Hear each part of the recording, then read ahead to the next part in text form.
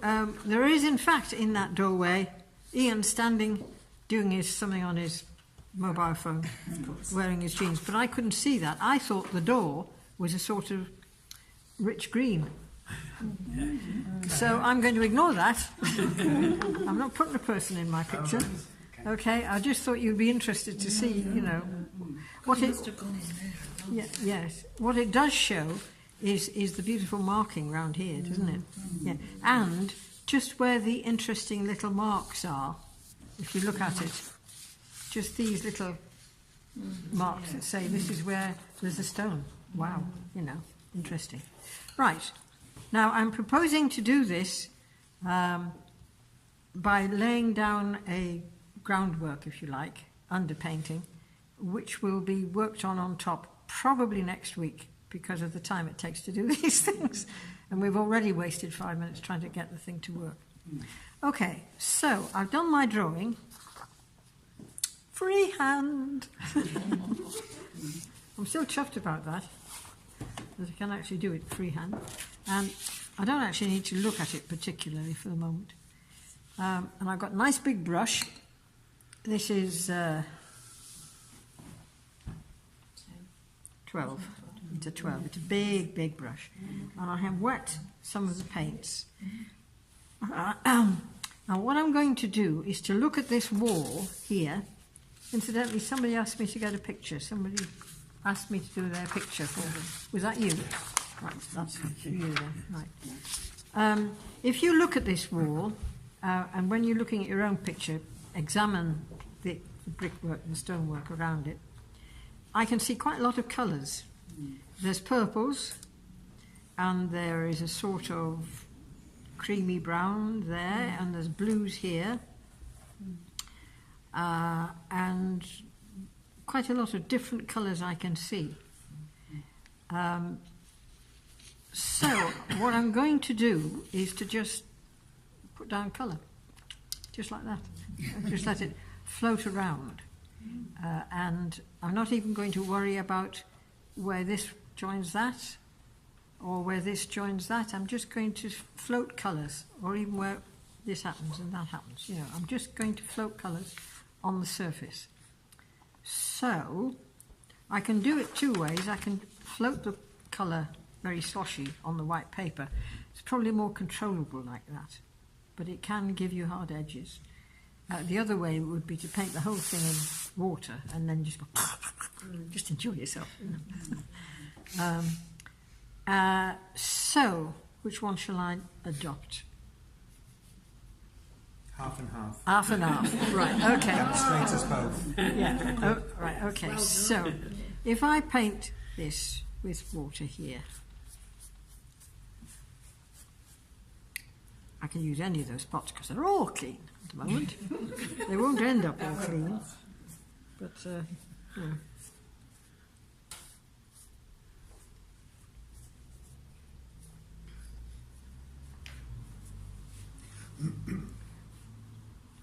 Might as well try them all while I'm at it. Right, so there we are. And when I get over there, I might do the same thing again. So, if I pick up, so I've got them upside down. I do like my ultramarine in that corner for some reason. That way inclined. Right, so I've got ultramarine. It's quite a dark colour there. The thing about ultramarine is it dries like, well, they all dry lighter. They all dry lighter than they are.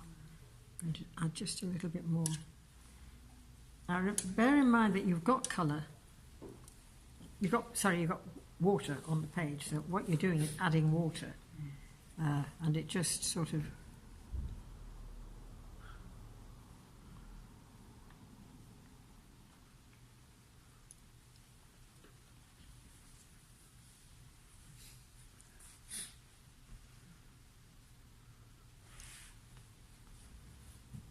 Right. I'm not even thinking about where. Oh, you're going to be the dirty one, aren't you? Right. Okay, so into that I'm going to put some. Oh, that's a bit fierce, isn't it? That's a bit fierce. I think that might be too fierce. No, that's the wrong colour. It's not what I want. Oh, of course, there you are, 2 dirty pots. I've got it. Quite clever. That is, Do you want me to change one? that might be an idea. Yeah, do you want to? Yes, you do, thanks.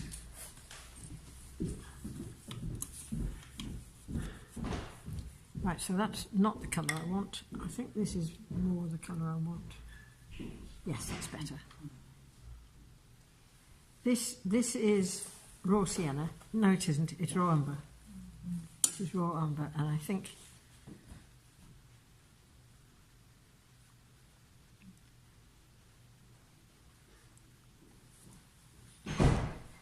You say you're not thinking about it, but it's not random, is it? it's sort of random. I'm just enjoying this. Oh, that's okay. They are. Thank you, Pat. Here we are. And because it's wet, you see, a bit of viridian. Take them.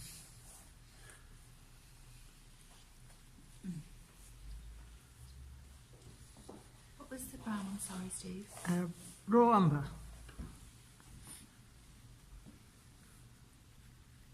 Right.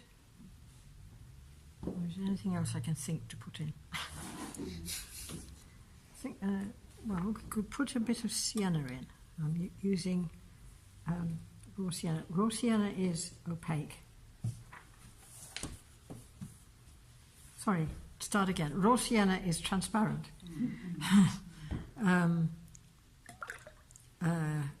The opaque variant is Yellow ochre. yellow ochre. Thank you, somebody. Me. Oh, one of Hazel's favourite colours. Yeah. I don't know how she managed to do it. I quite like the walls there, so that's nice. Now, if we transfer the idea across here, you'll see how it is in fact not quite so. It matters a bit less here. But it gives you a different sort of dry brush effect. It's rather nice, isn't it? I like that. I think I prefer it. Oh dear. Right, okay. Well, yeah. Start again. Yes. So you're not even trying to cover the whole paper, are you? No, I'm just. This is much better than that. That was wrong. I wonder if I can blot it out. No, I'll have to wash it. Too far. Well, mine, that helps. Yes, that's for being naughty. Right. Dare you accept it? Absolutely. Yeah. Right, so we'll pick up a bit of this, because this is quite a blue wall. I much prefer that.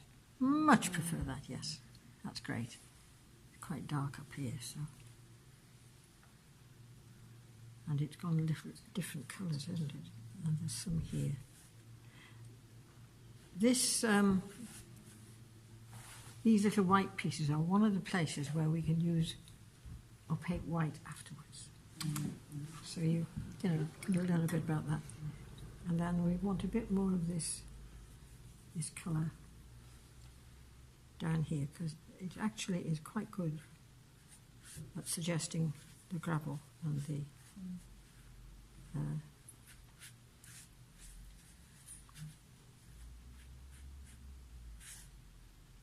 that's nice. So what's that up there? It's a green, isn't it? I think I'll just put any old colour up there, just to, because if it's even if it's green, it's going to have shadows in it, and it's much less boring if you alter the colour a bit. Yeah. So we're just covering the whole picture, including the door. Right, I think that's probably enough. Now you can see it's all very sketchy. I prefer this because it looks more like broken bricks than that does. That's gone sort of mouldy, so it's going to be more interesting. It's pity because that's a bigger wall, but you know. Maybe when it's dry I'll put some dry brushwork on top of it, but I'll have to wait till next week to do that. Right, so where can I go from there? Well, you could just leave it and go away and make a cup of tea and come back again. But I think,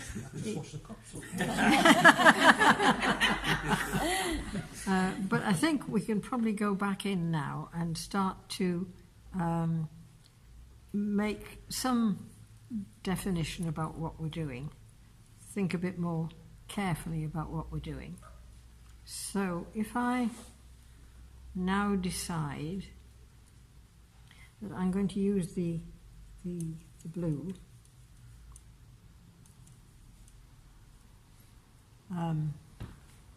just to start thinking about some of the more definition. Sorry. Don't think this is going to be any easier. No, it isn't. I'll have to tip it up then, because I want to rest my hand on something, rest my elbow on something, because I want a reasonably straight line there. And there's a reasonably straight line there. Right. Now, I'm not worried about the fact that it's wandering up and down. The edge I want straight is straight. The other edge doesn't really matter, and that's blending a little bit into that, which is rather nice, because that's quite a dark corner there. So I might, oh, that's nice, I'll tease it down a bit. So bring it down to let it come down to there, right?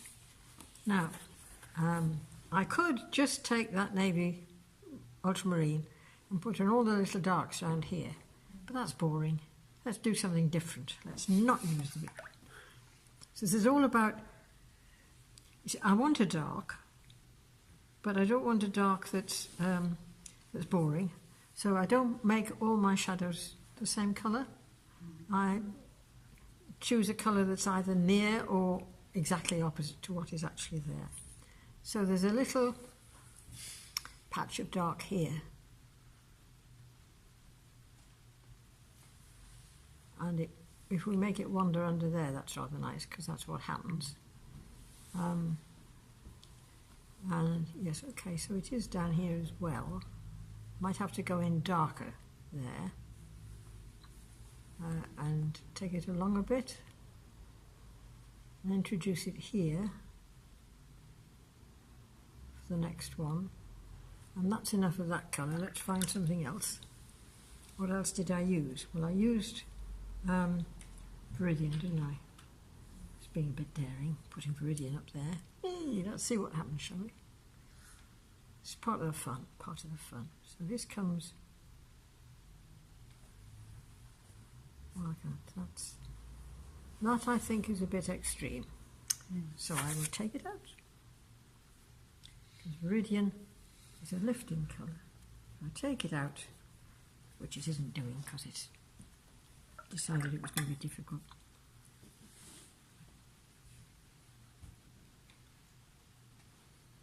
I'm just wetting it. And with my clean rag. Right, so that was not a good thought. I know, I'll put a purple in. Purple's always a good colour. Goes nicely with browns. Did you make the purple? No, it's ultramarine purple. Ultramarine violet. Yeah. Yeah, so we take this along here. And we make this one purple too. Right? And I've been very sketchy with that. It's not even properly defined, but it's there enough for what I want to do. Now the inside of the arch is also dark. So what I'm doing is defining the darks now. They're not necessarily the end colour that it's going to be, but it might work nicely, in which case I'll leave it, and if it don't I can put another colour on top. Because they're all transparent colours that I'm using, I can layer one on top of the other. If they were opaques, I would get mud in 3 short minutes. So, mind you, sometimes you want mud, but not always. Okay, so the inside of the door. Now, what does it do? I've dropped a dollop of paint. And let's look at Peter's. Right, here we are. Right, so the inside of the door, I thought I got it right. comes along here.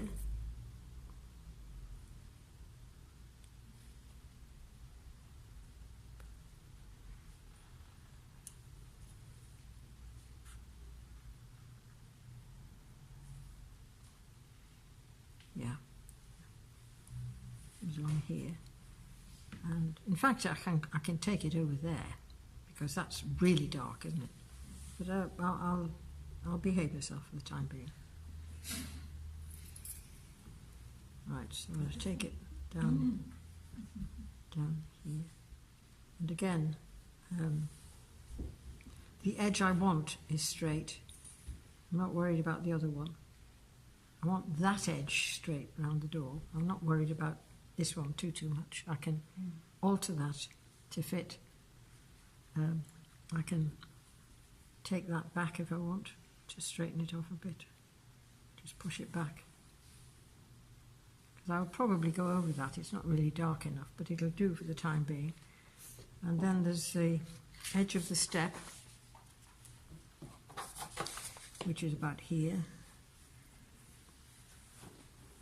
which will do, right? And there's a bit of a weird thing here. What is it?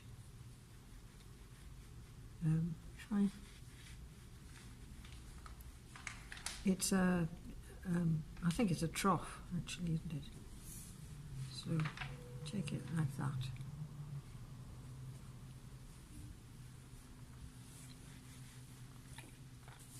Take some water off the brush, just spread that paint a bit,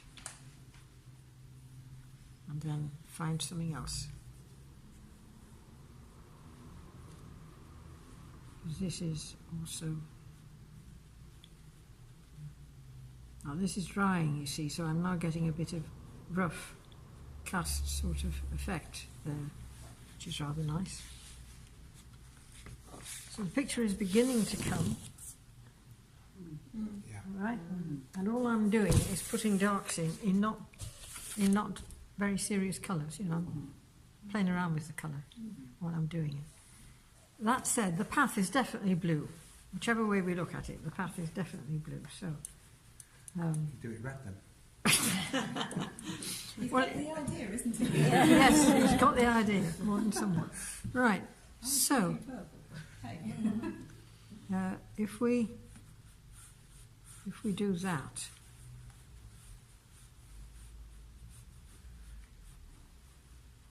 because these flowers can be put on top afterwards, so I'm not too worried about them. This goes up to the wall. Where's my line for the wall? Here we are.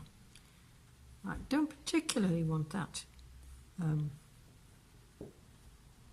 straight. If you want your wall to lie down, not your wall, your floor to lie down, if you make it in horizontal strokes when you put it on, it tends to lie down. The other thing is, if you want it to, which I'll do later, but it's happened automatically here, it's paler at the front than it is at the back. If you want something to lie down, if you graduate the colour so that it either gets stronger or weaker as it goes away from you, suddenly your law, which is standing up in a straight line like this, just lies down, and you can play croquet on it quite easily. Right? Okay, so the other one we want to build up is this little wall here. So I think I'll start with the raw umber first, if I can find the wretched thing. There it is. Here. So here's my wall. So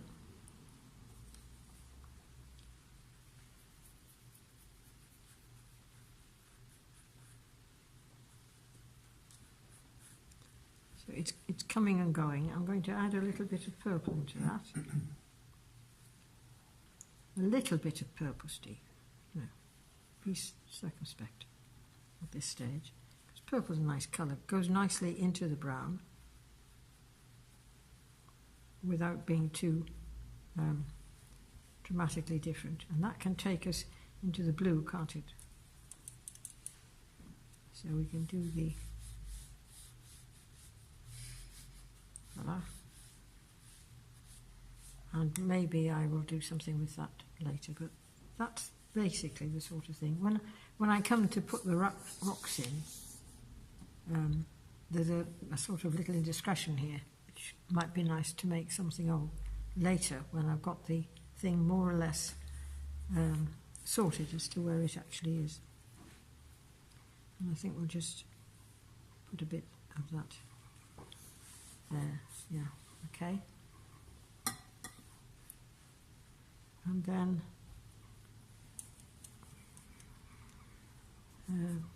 again, we want a bit more beef in it down here. See, where I wet it, it's got very, very bumpy there.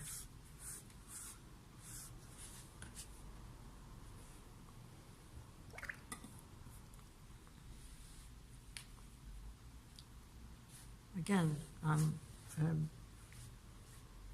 going wet into wet here. I'm taking this wet paint and putting it into that wet paint to get, partly you get a different colour, which is rather interesting. And it's beginning to look a bit wet itself, isn't it?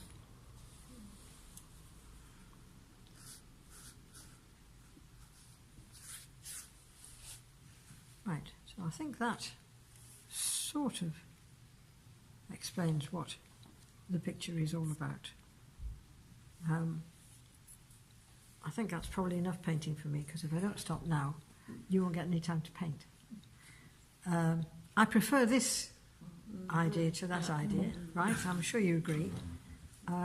So I can go back with that next week when it's really dried out. You can see the hump where it's still bucketing out.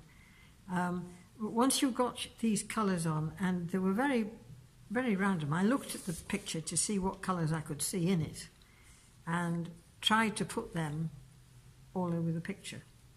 All over the picture. So if it's down here, it's up there. If it's here in the middle, it's on either side as well, so that the colours wander all over the picture, just to create an interest. So that when you finish, instead of having a grey wall with box in it, that you've drawn, you've got something that requires the onlooker to make decisions, and they get engaged with the picture, which is what painting is all about. And also, it makes a prettier picture, and I think spreading prettiness and happiness is a good idea. I don't know about you. So simple. Yeah. Especially in a grey February. Indeed. Indeed, but there are pretty colours in February if you look hard enough. Okay, so that's the way to do it. So look at your picture, ignore things like bright leaves and whatever on the top of it. They can go in after. You're painting so in such a pale way, it's not going to impinge on what you put on top very much, especially if you're going in darker. So ignore any little tiddles and trails, just everywhere. I mean, I even ignored the brickwork, for heaven's sake, and that's strong enough. So you just put in the colours across the page so that it makes an interesting... What percentage of your decision is made by what you see in the picture and what the experience you have with colours? No. Well, in fact, this is the way, when I went to learn how to do oils, this was the way I was taught to do oils. And in 2 weeks' time, this is the way you are going to be doing oils. So, right.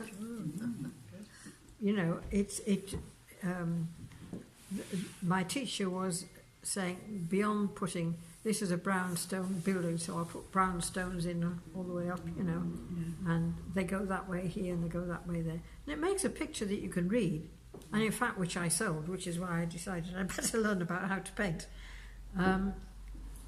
But this just makes it a so much more interesting picture, and is more an evocation of being there, which is why your photograph, rather than one cut out of a magazine, is so much better. If you were there, you got a feeling of what it was like and how you felt about it, and the quality of the light while you were there, and that kind of thing. So all that informs what you do, and then you've just got to have the guts to do it. And really, it's only paper, so So how much of the sketch? Did I put in? I have drawn basic lines is what I drew. I've got that line there. Sorry, I'll explain again later. I put those lines in. That line, I've got those twiddles in. I've got the door in. That line there. That line there. That line there.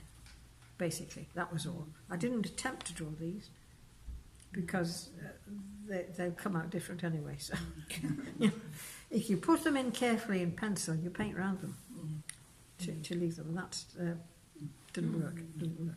And I also put in, but I have now lost, guidelines to tell me how this wall went, because these lines change position because of perspective. That one goes up there, and this one comes down here.